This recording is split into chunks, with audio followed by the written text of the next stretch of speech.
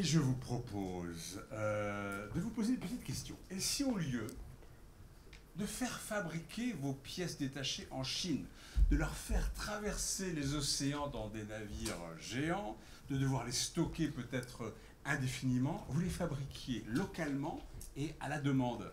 Comme ça, sur le papier, ça paraît assez bienvenu. En tout cas, c'est toute la philosophie du cloud manufacturing. On va en parler avec Yannick Marion et Emmanuel Bernard.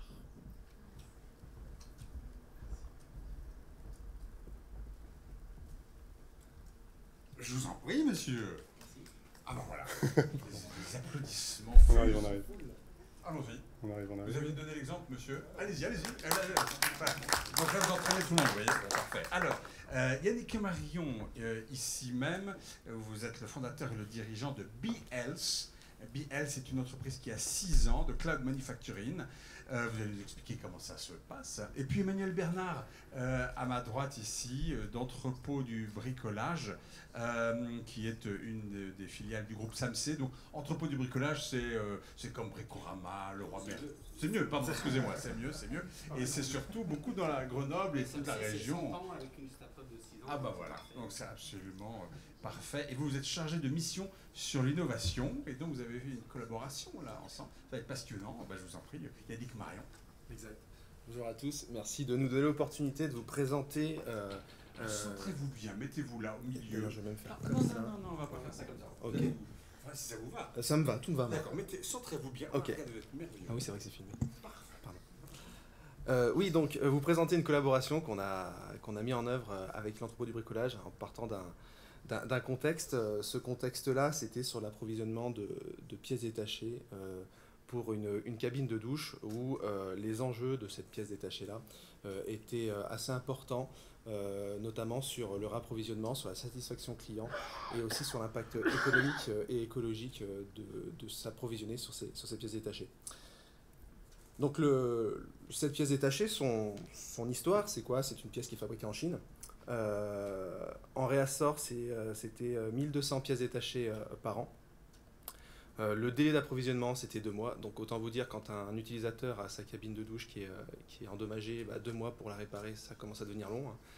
On imagine bien les soucis que ça peut apporter. Ouais. En plus de ça, aujourd'hui, ça c'était pré-Covid. Post-Covid, les délais ont vraiment rallongé. On se rend compte que la supply chain mondiale aujourd'hui est en crise, est un peu grippée et qu'on doit repenser nos moyens d'approvisionnement. Et puis, comment on faisait, comment l'Entrepôt du Bricolage faisait pour pouvoir répondre à ces besoins d'immédiateté, d'obtenir la pièce pour dépanner les clients.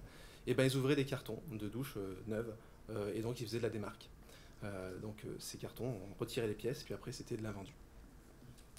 Donc principalement, l'impact était chez le client avant tout, et l'enjeu de l'Entrepôt du Bricolage était vraiment de travailler sur la satisfaction client, comment apporter un meilleur service au client pour pouvoir lui apporter une expérience utilisateur au maximum sur cette cabine de douche. En plus de ça, il y a toute la législation qui vient effectivement apporter, on va dire, un poids à repenser comment on utilise aujourd'hui la pièce détachée, comment on utilise du SAV, comment on consomme les produits qu'on achète et comment les fabricants doivent s'organiser aussi pour pouvoir apporter des réponses à la réparabilité. Donc on en a parlé tout à l'heure avec l'ADEME. Donc il y a tout un ensemble de lois. Aujourd'hui, on voit aussi arriver l'indice de réparabilité qui impacte directement certains produits de l'Entrepôt du Bricolage. Donc Emmanuel, tu me dis si je me trompe, mais les premiers produits qui ont été impactés, c'est les tondeuses et robots électriques que vous commercialisez, qui ont un indice de réparabilité. Et prochainement, ça va être les nettoyeurs haute pression. Donc tous ces produits-là, il faut les voir comme un signal faible. Il faut les voir comme un mouvement de fond qui se fait à l'échelle assez nationale, mais surtout internationale, et puis qui est poussé aussi par le consommateur final qui demande de plus en plus à accéder à des produits, à rentrer dans une démarche d'investissement parce qu'il va presque plus dépenser sur un produit qui a un indice de réparabilité meilleur que sur un produit qui a un indice de réparabilité moins bien. Donc comment on a répondu à cet enjeu d'approvisionnement de pièces, de pouvoir satisfaire le client avant tout, et on verra après ensuite dans l'impact que finalement il y a eu un impact beaucoup plus large que ça, simplement satisfaire le client. Et ben donc on a pris une technologie sur laquelle BIELS, nous on est spécialisé, c'est le cloud manufacturing, et on a co-construit avec l'entrepôt du bricolage une solution de cloud manufacturing dédiée au retail. L'objectif, c'est de repenser l'approvisionnement de la pièce, repenser cette philosophie de production qui est, pour grossir la maille, c'est je produis des centaines de milliers de pièces en Chine que je mets sur un container, je traverse les océans, malheureusement je tape 2 baleines, souvent personne s'en fout, tout le monde s'en fout, et par contre j'arrive, je décharge, je stocke mes pièces, ces pièces-là, soit je les utilise, soit je les utilise pas, je les stocke dans le temps pour les utiliser comme support, soit au bout de 10 ans, je les jette parce que finalement j'ai besoin de place et qu'elles ne m'ont servi à rien. Donc ça, c'est le paradigme qu'on connaît aujourd'hui, qui a bien évidemment sa valeur sur certains cas d'usage, mais on se rend compte avec la crise sanitaire, on se rend compte avec les conflits internationaux que sur certains cas d'usage, il faut repenser cette façon de produire. Et donc on utilise des technologies qui sont issues à la fois du monde du numérique, mais aussi du monde de l'industrie, et on vient lier les deux pour créer à la fois une dimension smart dans la production, pour pouvoir produire la juste quantité au moment souhaité et au plus près du lieu d'usage, mais aussi d'apporter une dimension économique au système. Parce qu'on en a parlé tout à l'heure, s'il n'y a pas de ROI sur la démarche, c'est complexe. Donc qu'est-ce que le cloud manufacturing ? C'est une notion qui est relativement récente, qui a été théorisée dans les débuts des années 90 par des Japonais.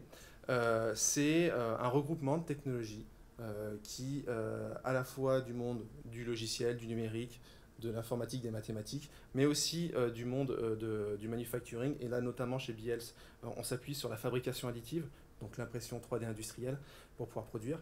Et donc c'est lorsqu'on assemble tout ça et qu'on crée une grande cohérence qu'on est en capacité de pouvoir produire la juste quantité au moment souhaité et au plus près du besoin. Bien évidemment, ça ne s'applique pas sur toutes les pièces qui existent sur la planète, mais par contre, l'évolution des technologies, l'évolution des moyens de production, l'évolution des nouvelles matières qui sont utilisées en impression 3D permettent d'agrandir ce spectre de possibilités, on va dire d'éligibilité des pièces de plus en plus. L'objectif de l'entrepôt du bricolage en utilisant le cloud manufacturing, la première étape, c'était la réparabilité accrue des produits. Bien évidemment, on le voit avec l'exemple de la cabine de douche, mais ça vaut pour tout un ensemble d'autres produits. Donc c'était vraiment, ok, comment on fait pour pouvoir augmenter la réparabilité des produits. Après, ce qui est le fer de lance de l'entrepôt du bricolage, c'est la satisfaction client. Donc, qu'est-ce qu'on met en œuvre pour rendre possible cette réparabilité et augmenter la satisfaction client par la réduction des délais pour dépanner. Et puis, bien évidemment, c'est fabriquer à la demande pour réduire les stocks dormants, les stocks inutiles et les déchets à terme si toutefois ce n'est pas vendu. Donc on a collaboré ensemble pour pouvoir à la fois lier cette nouvelle philosophie de production qui est aujourd'hui utilisée dans le monde de l'industrie. Aujourd'hui, BIELS travaille avec tout type d'entreprise, du grand groupe jusqu'à la start-up.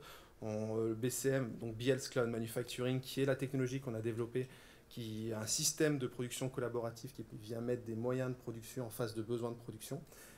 Et qui permet de produire à partir d'un entrepôt numérique. Donc on pourra peut-être aborder cette question-là ce sujet dans les questions après.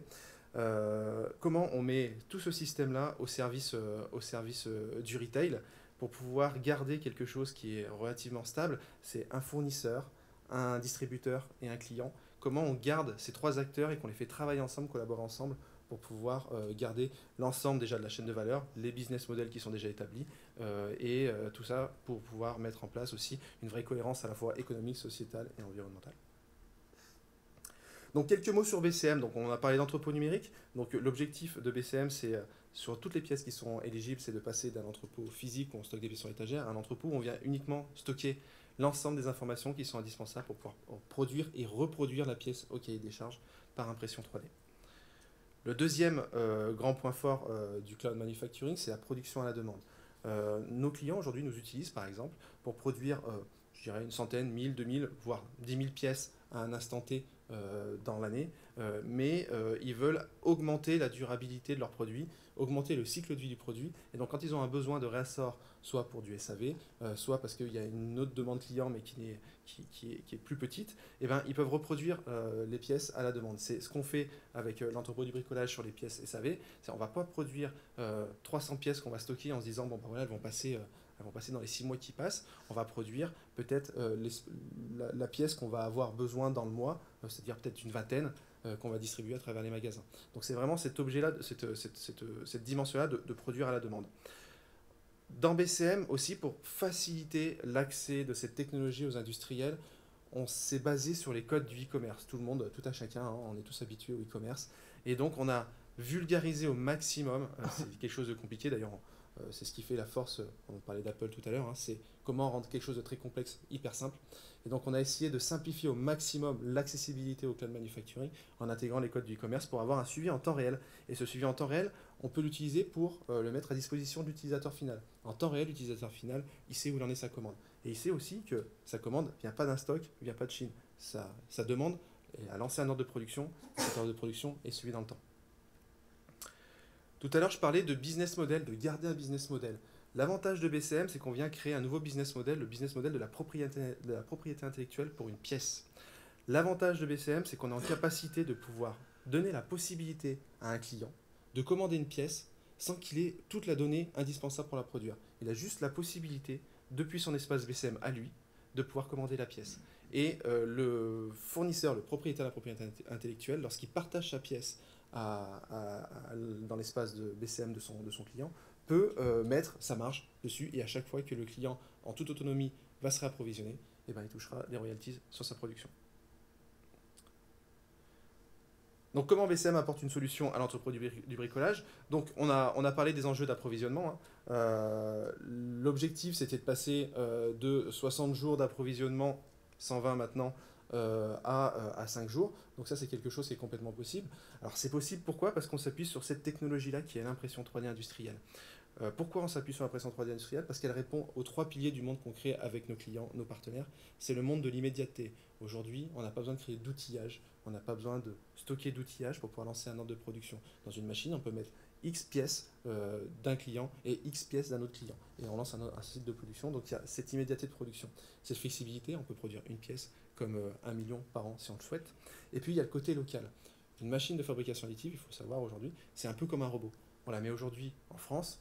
Si on met exactement la même machine à un autre endroit sur la planète, elle fera 99,9% le même job. Donc on est en capacité de pouvoir faire un maillage international pour pouvoir produire localement les pièces qu'on a besoin. Donc c'était une nouvelle façon de travailler pour l'entrepôt du bricolage, parce que l'entrepôt du bricolage, c'est un retailer. Leur vocation, c'est de distribuer les produits de leurs fournisseurs, et on a travaillé sur différentes thématiques, et on va dire, pour mettre le pied à l'étrier, l'entrepôt du bricolage est devenu finalement un producteur, parce que sur les premières pièces que l'entrepôt du bricolage a intégrées dans BCM, c'était des pièces qui étaient d'un fournisseur qui a joué le jeu de collaborer avec nous pour pouvoir apporter des réponses à des clients. Mais on a aussi travaillé sur une autre pièce qu'on verra par la suite, qui est une pièce polyvalente pour pouvoir avoir un usage précis pour les utilisateurs. Bien évidemment, tout ça va dans l'augmentation du cycle de vie des produits qui sont commercialisés. Donc voici ces deux pièces. Donc on a sur la droite, je pense que c'est pareil que moi, sur la droite, on a cet outil. Ok, et eh ben super. Emmanuel pourra vous apporter une grande réponse. Donc on a cette roulette de cabine de douche, hein, qui est un enjeu pour les clients, effectivement, qui est d'ailleurs une pièce qui est parfois sous garantie. Et donc c'est la raison pour laquelle des fois il y a des démarques, hein, parce qu'il faut répondre immédiatement aux clients, c'est sous garantie.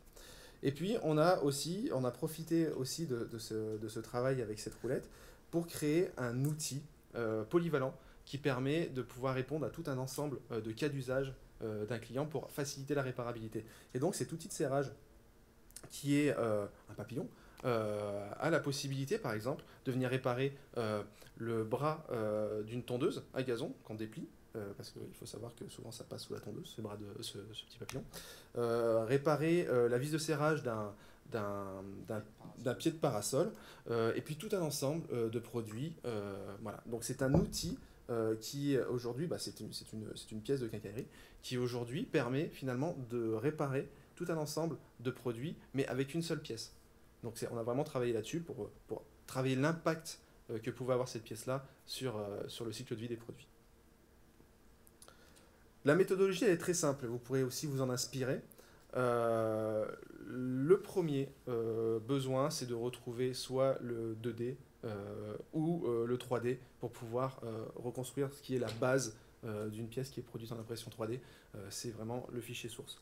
Ensuite, on vient l'intégrer bien évidemment dans l'espace BCM de l'entrepôt de bricolage. Donc c'est un espace qui est dédié. Toutes les pièces qui sont dans l'espace de l'entrepôt de bricolage appartiennent soit au fournisseur, soit à l'entrepôt du bricolage, et ne sont pas visibles d'autres personnes. Une fois qu'on a intégré ces pièces-là, on vient créer ce qu'on appelle l'ADN. Donc c'est comme ça qu'on appelle ça chez Biels. C'est l'ensemble des caractéristiques techniques, esthétiques, mécaniques, le fichier 3D, l'orientation de la pièce dans la machine, et toutes les caractéristiques couple matière-machine et les réglages de la machine qui permettent d'assurer la répétabilité de production. Donc on vient construire numériquement cet ADN-là, qu'on vient ensuite tester dans la vraie vie pour s'assurer que la pièce elle fait le job dans la vraie vie. Ça c'est extrêmement important. Quand c'est bon, on valide tout ça, on verrouille tout ça, et ça rend finalement cette pièce disponible à vie. Une fois qu'on a fait ça, on peut ensuite partager cette pièce-là, la produire à la demande, et c'est comme ça que on passe au cloud manufacturing pour un approvisionnement de pièces détachées. L'objectif de l'entrepôt du bricolage, c'était bien évidemment d'alimenter en pièces détachées le SAV pour apporter la satisfaction aux clients.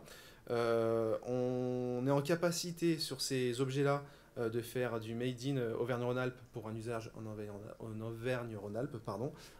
Donc on se rend bien compte qu'il y a vraiment une grande différence par rapport à du made in China versus en produit dans la région. La possibilité aussi de fournir un accessoire d'assemblage multi-usage. Donc là aussi, on se rend compte qu'en faisant ça, on améliore les cycles de vie de tout un ensemble de produits sans forcément avoir un impact important sur tout un ensemble de pièces détachées. Les résultats, il y en a beaucoup. Le premier, ça a été c'est la satisfaction client. Donc c'était vraiment l'objectif principal. La bonne nouvelle, c'est que ça n'a pas été le seul. Donc le premier, qui a été mis en premier, c'est bien évidemment l'impact environnemental sur notamment le transport, le gaspillage, tout ce qui était des marques, aujourd'hui on apporte une réponse. Et puis la réparabilité qui est accentuée pour le client et qui rentre aussi en cohérence avec toute la législation qui est en cours et qui va se durcir au fur et à mesure, d'ailleurs c'est une bonne nouvelle, au fur et à mesure que le temps passe. Le deuxième point, il est économique. Donc là, on parle de TCO, de coût total de possession d'une pièce. Le coût total de possession d'une pièce, c'est une notion qui prend en compte, qui met surtout en évidence tous les coûts cachés d'une pièce. Par exemple, lorsqu'on achète un stock de 10 000 unités, on va dire à 10 000 euros, c'est le coût qu'a cet argent, par exemple, qui est immobilisé sur des stocks et qui n'est pas utilisé. Ça va être le coût du stockage en lui-même, la place que ça prend. Et puis ça va jusqu'aux données qui sont un peu plus intangibles, l'impact que ça a sur une image de marque d'avoir une pièce qui n'est pas disponible pendant 6 mois, l'impact que ça a sur l'image de marque d'un client qui, quand il prend sa douche, il inonde à chaque fois sa salle de bain. Bref, tous ces éléments-là, ça vient rentrer dans ce TCO. Et donc on se rend compte, notamment, donc là on travaille actuellement sur les TCO pour ces pièces-là, parce qu'il y a un vrai boulot de calcul pour pouvoir mettre en évidence l'impact économique de cette façon de produire. Mais par contre, lorsqu'on le fait avec nous, d'autres clients, par exemple, on travaille énormément avec le groupe Arémont, c'est une entreprise de la région grenobloise, pour ceux qui viennent de plus loin, c'est une belle ETI. On travaille avec eux sur tout ce qui est pièces de maintenance, et toute pièce de maintenance qui est intégrée aujourd'hui dans BCM a fait une économie de 70% du TCO. C'est énorme. On ne se rend pas compte comme ça, mais l'avantage de BCM sur tout le flux logistique, sur toute la partie gestion, même d'achat les acheteurs aujourd'hui, on travaille notamment en collaboration avec les acheteurs d'Araymond, sont extrêmement satisfaits de l'usage de BCM pour pouvoir arriver à gagner de l'argent. Et puis bien évidemment, le troisième point, c'est la qualité. Aujourd'hui, les matériaux utilisés en fabrication additive sont de très bonne facture parce que la technologie demande que ça soit que le matériau soit plus technique. Et donc on a des résultats aussi mécaniques qui sont beaucoup plus importants. Donc voilà, donc l'étape suivante de la collaboration, l'objectif pour l'entrepôt du bricolage, c'est de diffuser BCM dans tous les magasins. Donc aujourd'hui, on est en pilote sur 2-3 magasins. Et puis, bien évidemment, élargir le nombre de pièces qu'il y a sur BCM. Continuer de collaborer avec les fournisseurs, parce que ce sont eux qui sont propriétaires de la propriété intellectuelle. Donc intégrer les fournisseurs dans le système, encore plus de fournisseurs dans le système. Il y a par la contrainte et puis par l'invitation. Le mieux, c'est par l'invitation. Mais la contrainte, ça peut être parce qu'il va y avoir la loi qui va l'obliger ou parce qu'au cahier des charges d'achat, on intègre le fait que tous les produits qui sont disponibles et vendus dans notre bricolage disposent d'un maximum de pièces disponibles sur BCM. Et puis pour BIELS, l'objectif, c'est vraiment de créer cette communauté de fournisseurs qui est compliant à l'usage de la fabrication additive, en tout cas du cloud manufacturing, dans le monde du retail. Pourquoi ? Parce qu'on a vraiment la conviction que c'est le moyen de production qui va prendre une grande partie des enjeux à la fois économiques, environnementaux et sociétaux dans les prochaines années, et que c'est par cette façon de produire que les entreprises, déjà françaises, vont commencer à prendre une nouvelle dimension sur le plan de la compétition internationale, mais aussi ça permet aussi de contribuer à la réindustrialisation de la France. On s'en est rendu compte avec les différents événements qu'on a eu qu'on n'était pas hyper bien costaud sur ces aspects-là, et bien évidemment relocaliser la production, pas qu'en France, parce que l'objectif de BCM, c'est je produis au lieu d'usage. Donc on a des clients qui sont à l'étranger, on a des clients qui travaillent à l'étranger avec leurs clients, et on leur permet de produire directement à côté de leurs clients. Je vous remercie, et puis je suis disposé pour vos questions. Nous sommes disposés pour vos questions. Monsieur Bernard, vous vouliez ajouter un mot ? Oui, si vous me donnez la parole, je suis pas bavard. Tenez, installez-vous là. Non, je voulais juste faire le lien avec ce que disait Gwenaël. Donc nous, on est une toute petite enseigne de bricolage, même si on est dans une belle ETI qui s'appelle SAMC dans le monde des matériaux, pour les Grenoblois, vous devez connaître. Et on fait ça aussi pour le marché, pour le bien commun. On n'a pas de marque propre, donc on n'a pas de produit à défendre. Et l'enjeu aujourd'hui, le next step, c'est vraiment d'emmener les industriels, donc les fournisseurs qui sont propriétaires des pièces et de la propriété intellectuelle, vers ce monde-là. On a beaucoup de freins dans la distribution, parce qu'il y a des chaînes logistiques qu'on ne veut pas casser, qu'ils ne veulent pas casser.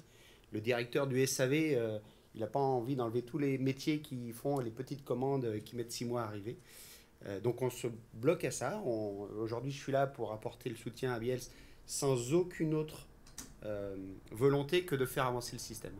Et ça, c'est important, parce qu'on croit beaucoup, en tout cas à l'entrepôt et chez SAMC, que c'est collectivement qu'on pourra faire changer les choses, en mettant les énergies et les compétences. Il y a beaucoup de compétences ce matin, en tout cas moi j'en apprends beaucoup, et beaucoup d'espoir aussi, mais il faut se mettre en action pour pouvoir changer les choses, aussi bien sur l'écologie que sur l'économie d'ailleurs, parce que c'est bien du développement dont on parle, c'est pas de la régression. Alors la loi nous accompagne à son rythme, qui est parfois un petit peu lent, mais il y a des belles choses qui ont été faites depuis 2 ans. L'ADEME a produit des super accompagnements, notamment sur la réparation qui arrive, et on va essayer d'être une des locomotives petites, mais au moins régionales. Donc voilà, pensez quand vous allez à l'entrepôt pour les Grenoblois, qu'on est dans ce système-là. Et en tout cas, on est preneur de beaucoup de solutions techniques, on est très curieux. Moi, un de mes métiers, c'est d'aller voir ce qui se passe, quels sont les signaux faibles.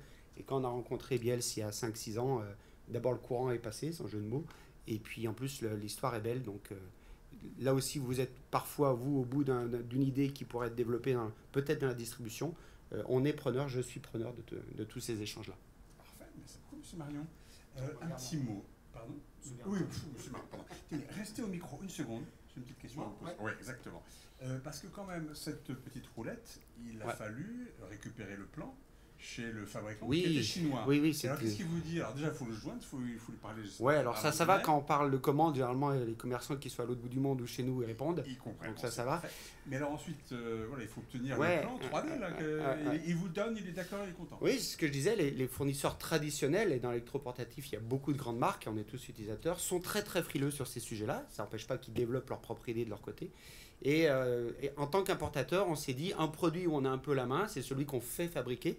La cabine de douche, quelle que soit la marque, c'est rare en Europe. Enfin, c'est devenu rare. Que vous faites fabriquer. On fait fabriquer dans une usine, mais c'est pas nous qui faisons le design. On a juste quelques caractéristiques dessus. Donc vous êtes, et seule l'usine chinoise, sans difficulté et même en financement, a accepté de nous donner les plans. Alors pourquoi pour que les sans transferts. qu'il y ait de la propriété industrielle? Parce qu'ils ont compris ils que... la vendent, la pièce, normalement, bien on dit sûr. que les pièces détachées... Ils ont compris qu'en mettre dans un container quelques milliers, c'était pas très intéressant, que les produire et les stocker, c'était pas très super, que les envoyer auprès d'un client en Europe qui râlait parce que c'était trop long, bah, c'était pas très intéressant non plus. Et ils ont fait un raccourci de nous subventionner 3-4 000 euros. C'était très économique et c'est nous qui, avec Biels, ferons le boulot finalement.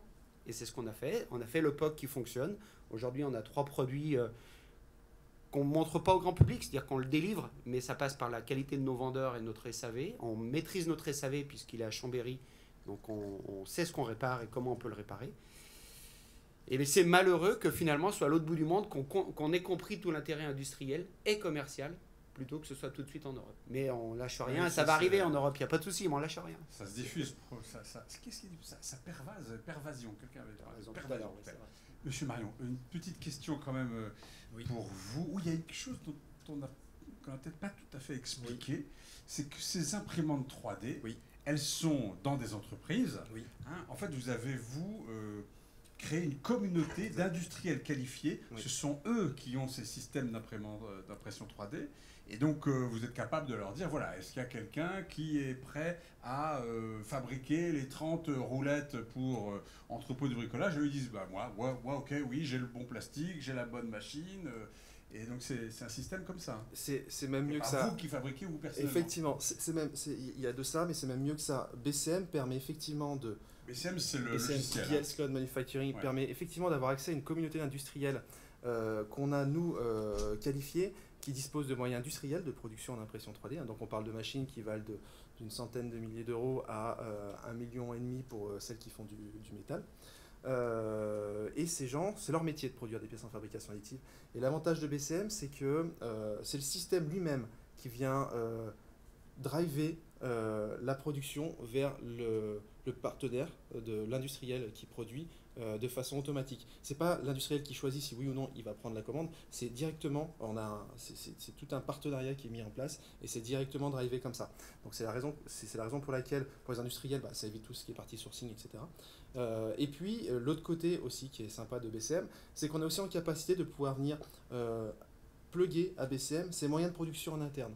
Donc par exemple pour les entreprises, on regarde avec Schneider aussi, tous les moyens de production sont répartis un peu partout sur différents sites. On peut venir les connecter pour les rendre disponibles à l'ensemble des collaborateurs, pour pouvoir améliorer l'usage de ces machines, pour éviter qu'elles dorment dans un coin et qu'elles soient peu utilisées, et puis qu'elles soient aussi inconnues de l'ensemble des collaborateurs. Une petite question peut-être pour monsieur... Alors c'est monsieur Mazurek de Schneider qui voudrait s'exprimer. Oui, Vincent Mazurek, Schneider Electric, mais je pense que vous y avez répondu. En gros, moi, utilisateur, je viens vous voir avec mes plans, vous pouvez me sauver la mise ou il faut que ça va me coûter très cher quand même? Non, on peut vous sauver la mise. Effectivement. Non, mais c'est pour savoir où en est la maturité du business model. En fait. Le business model. Aujourd'hui, c'est une entreprise par jour qui s'équipe de BCM en France. Pour produire ou là, je pour... parlais à titre individuel, je parlais pas de Schneider. Ah, pardon. Moi, j'arrive de... Ah oui, parce que le sourire qui s'était arrivé sur d'accord, c'était important à Schneider. Ah, ok. Le fameux scan dont on parle. Ah oui, d'accord. Vous, à titre personnel, vous avez un problème. J'ai cassé ma cabine de douche. Ouais. Mais, mais merveille, vous avez les plans. Bon, très bien. J'ai les plans.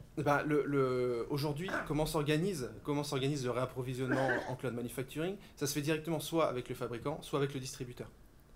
Vous, BCM n'a pas vocation actuellement d'être en B2C, si c'est ça votre question. Je vais répondre peut-être. Oui. Alors, allez-y. Non, mais alors, j'ai une cabine de douche il y a plus de 20 ans. Oui, tout à fait. Alors, on est dans le rêve, l'utopie pour l'instant, mais l'utopie ne demande qu'à être réalisée, donc on n'a pas de souci avec ça. Plusieurs étapes du projet, alors peut-être dans 5 ans, peut-être dans 10 ans, c'est qu'effectivement, n'importe quel client puisse arriver avec un produit cassé ou qu'il veut améliorer, réparer, avec ou sans plan, et qu'on puisse répondre à cette demande au travers du cloud manufacturing, en reconstituant grâce à, et là vous avez de la technologie qui peut nous aider, reconstituer grâce à une base de données, une base de plans. Quand on a les plans c'est encore mieux, mais depuis 70 ans que le bricolage existe, ou le jouet, ou l'électroménager, pardon. Il manque beaucoup de plans quand même, mais on pourra reconstituer et vous produire une pièce sous 5 jours, sous 10 jours, pour pouvoir soit customiser votre produit.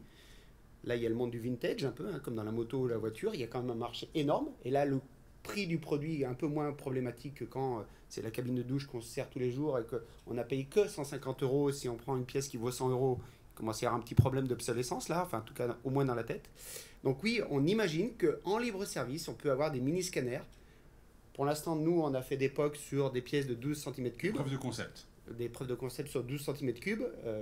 On fait des pales d'éoliennes en impression 3D, donc ce n'est pas la technologie qui va nous brider, c'est plutôt la capacité à accueillir les clients, le coût aussi, parce qu'il y a encore quelques dizaines d'années devant nous où il faut que les coûts s'améliorent. Mais oui, un des sujets sur beaucoup de produits, c'est de produire à la demande, même des pièces banalisées, pas que des pièces de 20 ans. Donc on a des solutions, on pourra vous accueillir avec plaisir. Et alors, Amaury Pachurka, à nouveau, Béoga. Béoga, oui, on va vous entendre tout à l'heure. Est-ce que, en tant qu'enseigne de bricolage ou en retailer, vous n'avez pas peur d'être désintermédié à un moment? C'est-à-dire qu'en fait, directement, moi, je tape sur ma tablette, cette pièce-là, elle me manque, ça passe direct chez BCM et je la reçois par un livreur lambda. Absolument. Alors, le bricolage, comme tous les retailers, on est d'ailleurs en aura dans des clubs de retailers, quelles que soient les activités, pour partager ce type de problématiques, et plein d'autres, bien évidemment. Donc, on travaille avec Biels aussi pour le retail en général. Vous pouvez déjà, aujourd'hui, sur Internet, aller chercher des pièces d'électroménager, plus ou moins copiées, plus ou moins sécurisées, plus ou moins, mais les makers savent faire. Nous, on a pris tout de suite le parti éthique, d'être partenaire de nos fournisseurs, donc il fallait trouver des solutions techniques, et en même temps de ne pas s'équiper de machines. Nos gros concurrents là, qui sont ouverts et qui font un métier fantastique, ont mis des machines dans leurs magasins. Sauf qu'avec une machine, Yannick en parlait, vous faites que certains types de produits. Et nous, on veut faire tous les produits. Et on n'est pas fabricant, on n'a pas de marque propre. On est distributeur. Donc on doit trouver les solutions pour nos clients, pour satisfaire leurs besoins, avec le meilleur conseil. Ça, c'est notre raison d'être. Donc, la réponse à votre question, c'est: passons par intermédiation Biels, propriété intellectuelle, sécurité, parce qu'aujourd'hui vous achetez une pièce sur un site internet, vous vous blessez avec votre machine que vous avez réparée, qui est responsable? Pour l'instant, il y a un vrai vide juridique. Et les pièces d'occasion sont en train de devenir avoir une reconnaissance au niveau des assurances, parce que la loi et les décrets de réparabilité vont dans ce sens-là. On va avoir aussi une source de pièces détachées d'occasion pour réparer les produits et qui nous serviront au plan à construire, la base de données à construire pour les machines d'il y a 20 ans. Ça marche, allez-y. Oui, je pense que je me suis peut-être un peu mal exprimé. Est-ce que vous, en tant que retailer, vous n'avez pas peur de disparaître du système directement? Non, parce que demain, finalement... parce que demain, M. Mazorek, il va le faire tout seul, bien sûr. Même pas, c'est pas où, c'est il va directement aller sur le site internet. Parce qu'aujourd'hui, on écoute la réponse. C'est comme Amazon et tous les Cdiscount et autres. Le livre, le bricolage, le jouet ou je ne sais quoi, ils allaient écraser tout le monde. Le magasin physique, il existe encore. On était hier dans une convention sur Paris sur le négoce de matériaux. Est-ce que les négoces de matériaux libre-service vont disparaître? Bien sûr que non, parce qu'on cherche le produit, on cherche souvent le prix quand on est sur le web, mais il manque tout plein de choses. Il manque le contact humain comme on a aujourd'hui, il manque le conseil adapté et avisé. Le monde du bricolage, c'est aussi des bonnes idées, des géotrouve-tout et des trucs et astuces. Et ça, il faut passer des heures sur le web. Et puis, on a un maillage de proximité grâce au magasin de bricolage, quelle que soit l'enseigne. Et généralement, à 10 km de chez soi, on a quelqu'un qu'on connaît bien. On va voir Jérôme, Georges ou Lucie qui va nous expliquer comment bien passer la peinture, comment bien passer la perceuse, comment l'utiliser, quels sont les consommables qu'on peut utiliser ou pas. Et ça, bien sûr que ça pourra venir avec un chatbot, il n'y a aucun souci. Mais ça, on pense que ça restera toujours majoritairement une relation humaine, une relation de commerçant. Notre métier, c'est d'abord la relation. Donc on prendra la part qu'il nous faut.